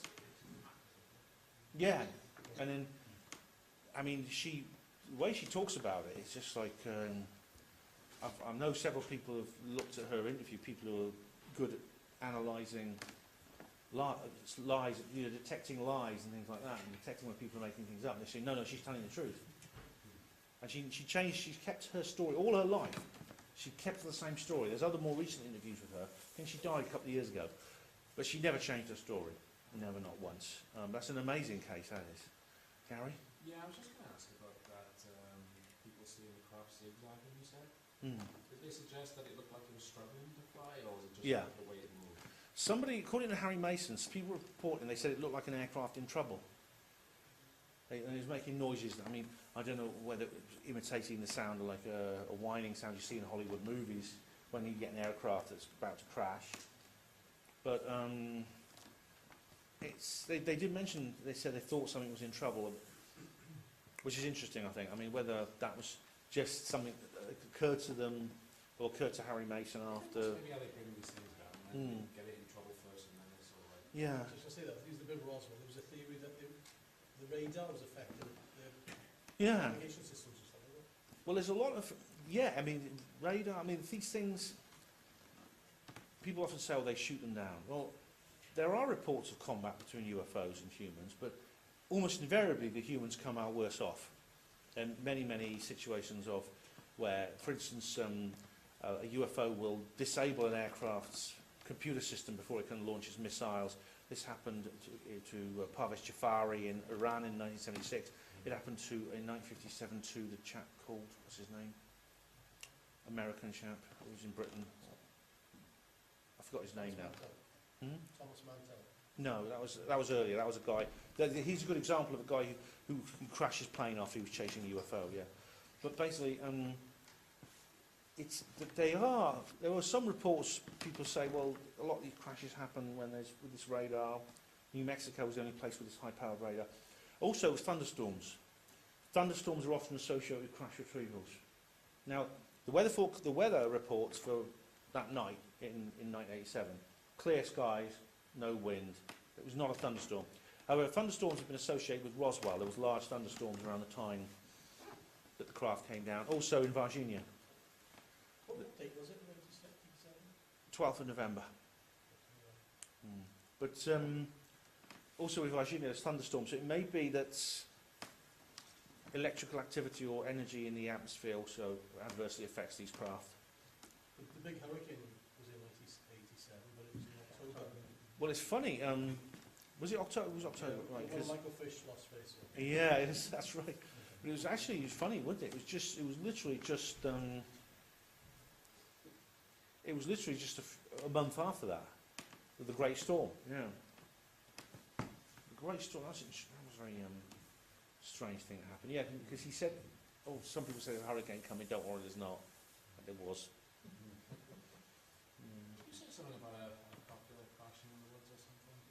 There was Daniel Bostock. He said, "Oh, I heard a story about how I remember them saying a helicopter crash in the woods." Now that's not been confirmed. There's no way to confirm it after all these years. It's just his memory. It's just when I was looking at the Sheffield one, and the one way through it now, there was like maybe a jet crashed in the Sheffield incident, and a military helicopter was forced to make a landing in there. So it's just more evidence that they're dealing with something. Yeah. If that story could be confirmed, it'd be very interesting indeed. Which one? The helicopter, or the Pentac, obviously, but the helicopter in 1987. But Oh, whether that could be confirmed as a news story that was released, because as far as we know, there's no official news stories released to explain this diversion of traffic, the closure of the A60. You need, I imagine people would ask lots of questions if that was going on. I mean, this guy I met who was a lorry driver told me it was baffling for him. He doesn't remember why it happened. He just remembers being stuck in a traffic jam for hours. And presumably the Forestry Commission must have had some sort of communication from the M&D.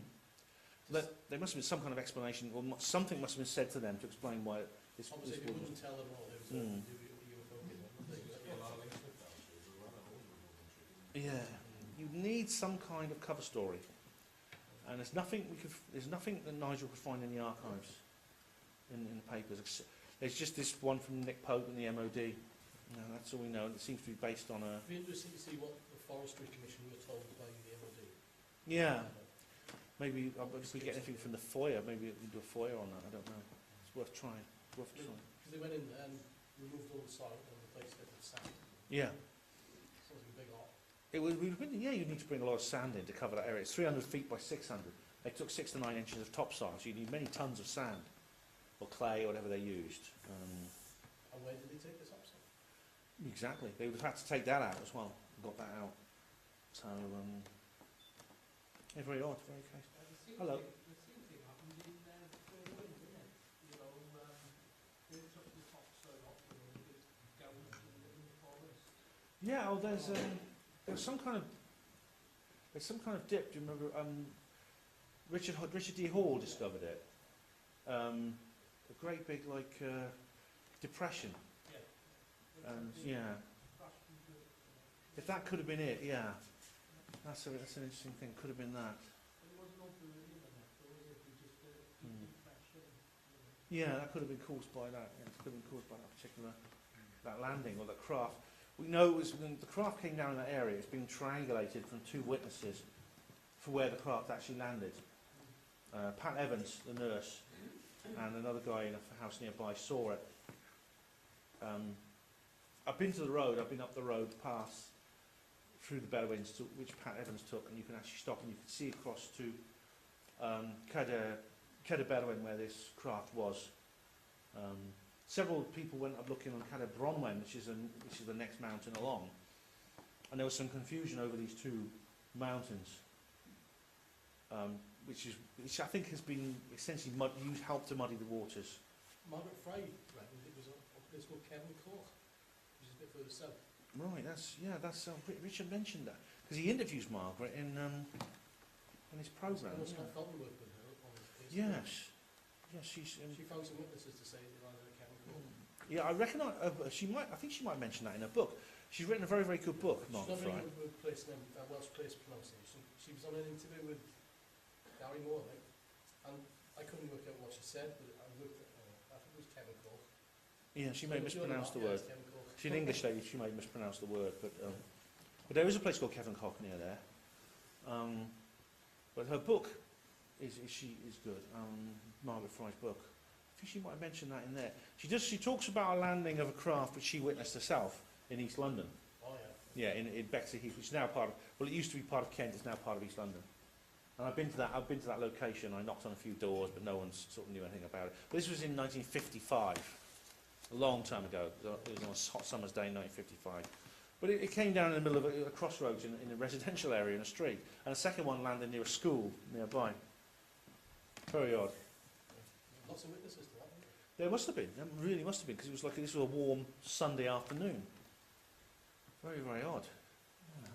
Hello, sir. Has there been any sort of more instance where, I think I've watched a documentary where there's been implantations of some form of nanotechnology in people, whether they're sensors or they're studying the human body. Has there been any instance locally of that? Yeah. Yeah, that's what I see. There are people who have strange objects in their body. I'm one of them. I've got one in my left arm. I don't know how it got there. I've got no memories of any experience that would lead me to believe something that happened to me. I got a scan from somebody, and I was quite surprised when I found out something was in there. Sorry? I was just going to ask how you know it was in there, but seeing as you answered that. I've got a mark on my What I arm as wanted to well. ask was, is like health effects of like implants or some kind of abduction scenario where people have had this in time. Yeah, these things They often found go a signal together. inside them. Is there been any sort of health effects related to that? Like yourself? Have you suffered any sort of? I haven't, no. I've got a mark on my arm. That's all that's happened. But I know people who have many, many more implants inside them. I know people who've got them in their heads, inside their heads, inside their hands, and they have. It does affect their health. It does affect their mental and physical health. But these are often associated with abduction experiences, and these objects, when they're removed, because they can be removed surgically, there's several strange things that are associated with that. Firstly, the objects don't look like any type of electronic device that we know. They seem to be made of metal. They're covered with some kind of ceramics, usually with a ceramic outer layer of some kind. It's not often able to identify. It can't be identified. And also, what happens is after the surgery, very often the object is replaced by whoever or whatever put it in there the first time. I have a friend in Oxford who had an implant removed from her nose. She had to go to Greece to have this done. Have it done privately, because she couldn't go to her GP and say, look, there's something in my nose. Space aliens put it there. Could you refer me to X-ray? They'd refer her to the psychiatric clinic. So she had to go private. She went private. She spent £2,000 going to Greece and getting this thing removed.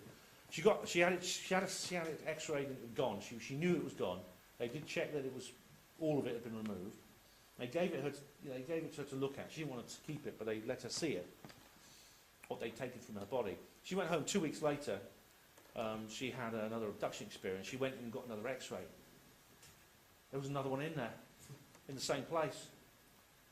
So whatever wanted the implant, they wanted the implant kept there. And if humans meddle and surgeons meddle and take it out, they would just put another one in there. Yeah. Some of them do, yeah. They move around inside your body. It's very strange. Anyone else got a question? Madam? Know what happened to what? I would like to. I'm curious, but at the same time, it's something you can't enter into lightly, because I suppose I would need some form of hypnotic regression. And the prospect of doing that is quite alarming. It may do more harm than good. It wouldn't be something I want to do just to satisfy my curiosity, because it's not harming me. Whatever is in my arm, assuming it's still there, it's not affecting my life as far as I know. So I'm maintaining the situation as it is. I'm leaving it for the time being. But there may be a time in the future when I'd want to know, because I'd want to know how it got there and what happened to me, because I don't have any memory of any experience that would lead me to believe this had happened, and I don't have any idea how that could have happened. So it's a very, very strange thing. But I've got a mark on my arm. I just mentioned I had this mark on my arm. It looks like a face. You don't even see it from there. Circular mark with 2 spots in it. And someone said, oh, go and get yourself scanned, just to be sure. I said, all right. So I went to someone I know who does these scans. They have an electromagnetic field detector, a radio frequency detector, and a metal detector. They did all 3. And they found there was a radio frequency pulse coming from there, also an electromagnetic field. There's nothing on the metal detector. Very odd. When did that appear on your arm? It must have been sometime around 2013, I think. That's when I first noticed it. It was around then. Do you think of hypnotic regression as a means to recover lost memories? It can be very effective. It can be very effective. I know that I've been following the Facebook group. I know a member of this particular organisation has been involved, has been undergoing that kind of thing. If it's done properly, I mean, there's some people you have to go with someone who's trustworthy and has a good reputation. Names that come to mind are Mary Rodwell, Michael Coggins. I think these are people you can trust to do a good job. Michael Collins is retired now. Coggins is retired, but I know people who've found it quite unpleasant to be reminded of these things. I mean, Whitley Strieber, for example, he found out what happened to him with his hypnotic regression, but it opened a Pandora's box in his life. He knew the truth, but the truth wasn't very pleasant. So is it Betty and Barney Hill then? They're Betty and Barney Hill are often called the first abductees. They're not the first. They're the first to go public. They're the first that were widely publicised. And I actually went to Holmfirth, the Holmfirth UFO Truth Magazine conference. Kathleen Marden was there, who is the niece of Betty Hill, and was very close both to Betty and to Barney. She was very close to them both, and she went along with this. When this broke out in her family, she was very much involved. She's written a book called Captured, co-author with Stanton Friedman, all about that. But Betty and Barney had this. They had their experience. They knew something had happened to them. They knew something had got wrong. They did need hypnotic regression to recover some of the memories, but it was traumatic for them. It changed their life forever. But they never changed their story. Barney died in 1969. Betty lived. I think she died in the late 90s. She did an interview just before she died. She said exactly the same thing. She never changed her story. Never once. When she was an old lady, she was still saying the same thing. Really quite remarkable. So you're on about the 70-year Roswell anniversary. I'm still very new to all this UFO stuff. Has anyone ever planned in Britain to do a disclosure project like they did in America all those years ago? Because it just seems enormous enough to... Yeah, well, a lot of the disclosure, it seems to be centred on the United States, like everything they do with UFOs. But Stephen Bassett has actually been over in Britain for a few months, and he's coming back. And he's trying to work with the British government now. He's been very, very active in Russia. And you just imagine their faces, can't you? It'd be worth it. I just want to see their faces. But he's been in Russia. He's done a big interview on a major TV channel in Russia. He's trying to get an audience with President Putin. He believes that Russia's probably the most likely candidate. I agree with him. I have noticed Russia is a much more open and public attitude, even Argentina. But Britain's controlled by the Americans. Yeah, Russia's actually become, in terms of its relationship to the globalists, it's been very, very recalcitrant and very, very disobedient. It didn't accept the IMF loans and things like that. Putin is actually, he's not doing what he's told by his lords and masters. So, what kind of story is that for you? Because someone's suggesting Trump is Yeah, well, it's hard to say. It's hard to say with Trump. I'm not sure, but Putin, I actually think, you know, he's if there's one head of state who actually will come clean about all this, because he must have this knowledge, it's him. And Steve agrees. Steve's working hard in Russia now. He's working in Britain as well a lot. So hopefully you get him to speak here. I mean, he's in this country quite a lot. He'd be a great guest to speak here. He really would. He's going to be on my show actually, not this week, next week. He's a good guy. I like Steve. I think Stephen Bassett I prefer to Greer. I think Stephen Bassett I hold in much higher esteem. I think he's a much better hope than Greer. Yeah, and he's a bit of a rock star as well. I went to an event with Stephen Greer in London, and it was very expensive event, even for central London. I did get the chance to talk to him. He's been mobbed by his groupies, you know, and I couldn't get near him. Oh yeah. Mm. You get more by groupies than conferences, don't you? Oh, now and again, not like he does. I'm surprised Kerry Cassidy and Bill Ryan were arguing with him. Oh, that was hilarious. Did you see that on YouTube? Yes, that was absolutely hilarious because I They mean, were really going at it, weren't they? two of the biggest egos in ufology, the clash of the titans. It was wonderful, and I think the thing is, Kerry was right actually. I think Kerry was right in what she said to him, and he just didn't like it because he just doesn't like being contradicted, Greer. But it was a very, very good debate, and it was really, really great, very entertaining. And but Greer does have this. He always talks about the aliens. He says the aliens are benevolent and they're wonderful. They're all lovely. It's only we humans who are nasty. But in fact, aliens. Well, there's more than one of them. There's a taxonomy of species that have been identified of all kinds, and they seem to exhibit quite a wide variety of behaviour. And they seem to have a lot of very, very different diverging agendas. And they're not all nice. Most of them actually seem to be quite indifferent. And she was trying to tell him this. Yeah. He wouldn't have it, would he? He thinks that they're all benevolent and that's it. Yeah, he was like, well, Kerry wrote a blog article. It was actually pretty good. Quite a good criticism of Greer. And Greer didn't like it. He didn't like being criticised. And so he called it a poisonous street or something like that. And they had this big debate. It's really great. But they do, I mean, Greer's wrong. I mean, they're not...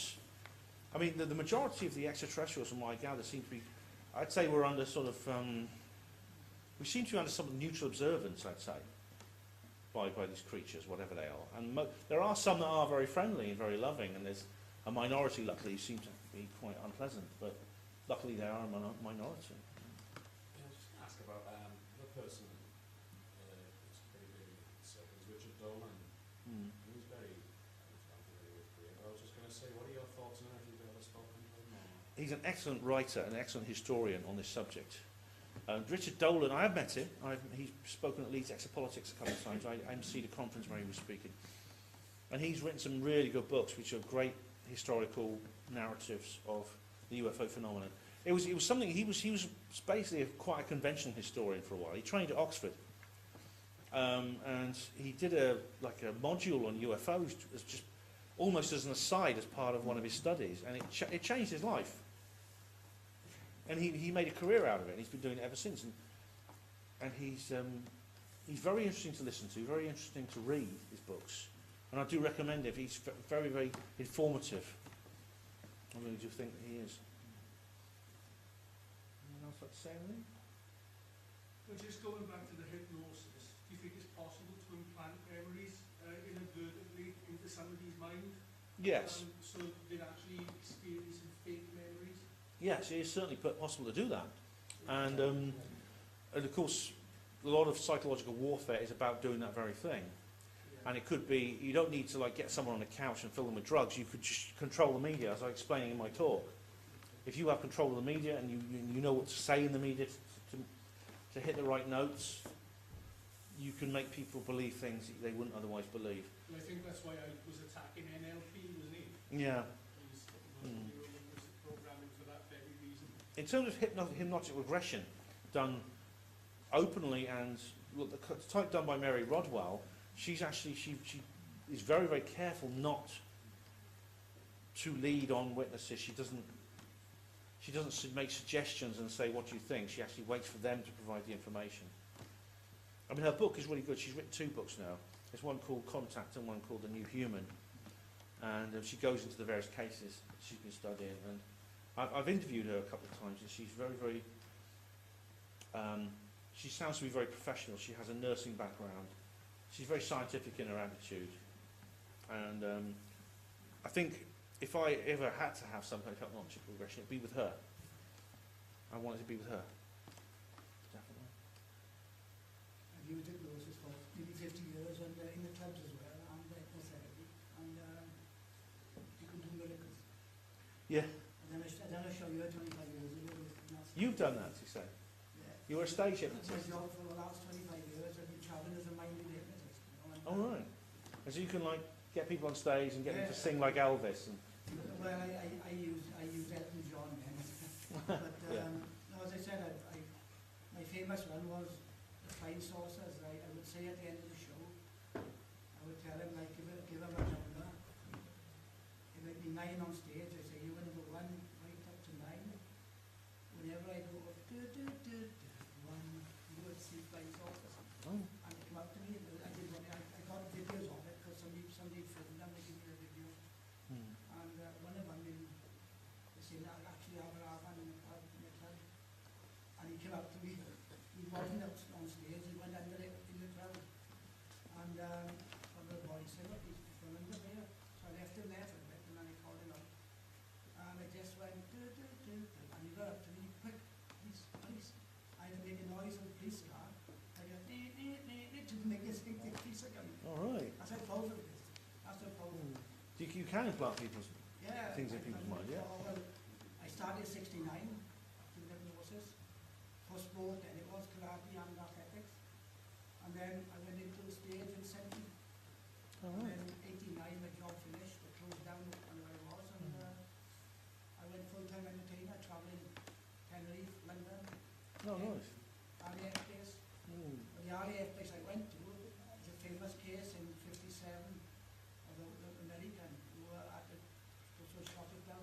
Yeah, that's the one. That's the name I was trying to think of. Manston, RAF Manston. Yes, that's right. He was in Essex, I think. And He was, he actually took off, and he was told to. He was ordered to fly because they picked up objects on He radar. locked on to the craft, and he told me to shoot it down. Yep, he was going to shoot down. Big radar return on it. That was near Rendlesham, RAF wasn't Yeah. 57. It was. It was near Rendlesham Forest, and again his plane, his firing control system failed. Yeah. And I'll think of his name in a minute. I really will. But He came back and said he's kind of the American, but yeah, Mexican name. yeah. He's all right, But he was one of the witnesses at the 2001 press conference, and he basically stood on stage, and he was almost in tears because he kept this secret for so long. Milton Torres. That's it, yeah. I knew it would come to me eventually. Milton Torres, yeah. That's right. And there's another instance in Iran in 1976, which almost exactly the same thing happened. The Tehran invasion. Yeah. So this aircraft was sent up to intercept a craft that's over this close to the city of Tehran, the capital. And he actually got visual on this one. Multicoloured lights, disc-shaped object. He was told to shoot it, open fire. Fire control system died, and he couldn't shoot his missiles. Well, the amazing question, J.L. and I went to see him in 79 in London, the first UFO Congress in Mount Royal Hotel. I was there. Oh, right. 500 people, 2 days. I got up, I said, Dr. Hynek, is it true that the amazing Kreskin was on your show? And maybe, I know it was, but I've been friendly with him for the last 38 years. He came to Wales in 1981, and in a double diamond club, Philly. And I was talking to him. Hynek said, yeah, it is true. At the top of my hand, he made people see flying saucers. I knew that because I did it myself. You know. But no, he talked to Hynek, and I stopped him, and I got nice shots in the end. So. No, nice one. Nice one. Anything else, I Gary? was going to say one more. I was when I brought Mary Wallow. Do you reckon there's anything to this whole thing about the new children? Because it seems a little fairy tale. It sounds a bit new age, doesn't it? However, the evidence she's produced is actually quite real. It's there are children who seem to be having very, very positive interactions with aliens who say they want basically to enlighten us on a spiritual, intellectual level, and I mean, if I just heard that in some kind of commune in some forest with guys with tie-dye shirts, I'd just laugh. But Mary's not like that. Mary's a scientific person. It's just, I mean, one of the ones I like for hypnosis is Dolores Cannon. I mean, I like her. Yeah. Because I reckon she's shown a lot of things over the years. You read The Convoluted Universe? I haven't read that one, only the Three Waves one. All right, that's The Convoluted Universe. Book 2 especially is very good. It's just, you know, it seems Mary Waterwell, like, getting the idea, she's kind of maybe filling in the gaps with her. Very similar. Yeah, I mean, Dolores has now passed away, but her books, because she wouldn't go into trance as a trance medium. She would actually hypnotically regress people, and they would report past lives as aliens. And it's one of the most astonishing things. It really is. Right. Last question, anybody? One more? One more, anybody? South Africa. South Africa. The school called Aerial, I believe it's called. The aerial school in Zimbabwe, yeah. Zimbabwe. What's your opinion on that? A lot of kids saw a UFO. They did. And apparently the alien was talking telepathic Hmm. to them, saying that, detecting them to look after it.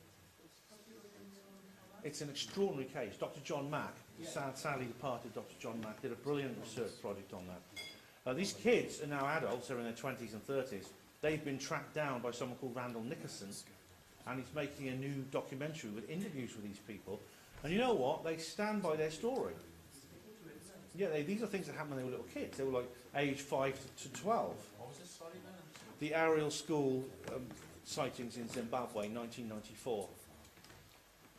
These little kids, they're adults, and they stand by their story. And so, if it's some kind of prank that they made up, why do they stand by? I made up pranks when I was a little kid. I don't pretend they're real now. At least no, the kids say it was real. They're adults now, and they say it was real. It's an incredible story. It really is incredible. Very much the same as the one in Wales as well. Oh yes, that's right. The Welsh Triangle, what's it? Broadhaven, yes, in Pembrokeshire. There's a lot of similarities to that case. There's another one in Australia, actually, in 1966, which also has a lot of very strange and similarities. The school, the crafts coming down, things like that. Very, very... It's like these things do repeat themselves, like I've said tonight. It's almost like different cases come out with the same features. It's very, very odd. Okay, we'll finish. Right. Okay. Thank you very much, everybody. Thank you. Emlyn-Jones. Thank you. Thanks very much. All of you. Thanks for coming. Really enjoyed it. I recommend listening to Ben. He's got an online radio show, Panwo, HPANWO. And he has guest speaker on every week, Thursday nights. He also broadcasts on a Sunday evening on Third Rail Radio. Yeah, that's right. So thanks. So check him out, okay? Thanks very much. Still a couple of books if you want them. Yeah. Next month we have me. And